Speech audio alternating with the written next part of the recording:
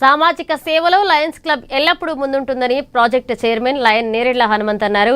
ఇక తన మనవరాలు స్మృతి పుట్టినరోజును పురస్కరించుకుని Lions Club of Nirmal Mupkal సంయుక్త ఆధ్వర్యంలో మెండోరా మండలం దూదిగాం గ్రామంలో గల సిఎస్ఐ హాస్టల్లో విద్యార్థులకు పండ్లు బిస్కెట్ ప్యాకెట్లతో ప్యాన్లు పంపిణీ చేశారు. తన మనవరాలి పుట్టినరోజు విద్యార్థుల మధ్య జరుపుకోవడం చాలా ఆనందంగా ఉందని హనుమంత్ అన్నారు. విద్యార్థులు చెడు వ్యసనాల జోలికి పోకుండా శ్రద్ధగా చదువుకోవాలన్నారు. ఇతరుల అవసరాలకు అండగా సామాజిక సేవలు చేయాలని కోరారు. మా నిర్మల్కు ప్రతి 1 గంట రాత్రి 2 గంటల రాత్రి వర్షం పడ్డ చలి పెట్టిన ఎండాకాలమైనా కానీ అటు శాంపుల్స్ తీసుకొని ఇక్కడికి వచ్చి సార్ అప్పుడు కమ్యూనికేషన్ లేదు. ఇప్పుడు సెల్ ఫోన్ ఏ రాత్రి కట్టమని ఒక సెకండ్ నెంబర్ సెల్ ఫోన్ ఎవరి కంటే వాళ్ళకి చేరుతుంది సమాచారం. అప్పుడు ల్యాండ్ ఫోన్ కలవాలంటే కష్టం.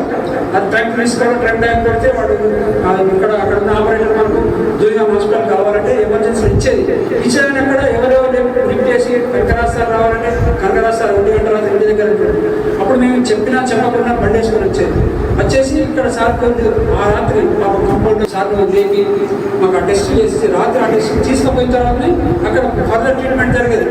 సమ్ టైమ్స్ ఆపరేషన్ కూడా ఆ టెస్ట్ రిపోర్ట్ వచ్చే వరకు ఆపరేషన్ చేసేది కాదు. అటువంటి రోజుల్లో మాకు ఈ సిఎస్ఐ దూదిగా హాస్పిటల్ నుంచి సేవలు జరుగుతాయి. సార్ నాకు మొన్న వచ్చి ఒక మాట అడిగింది.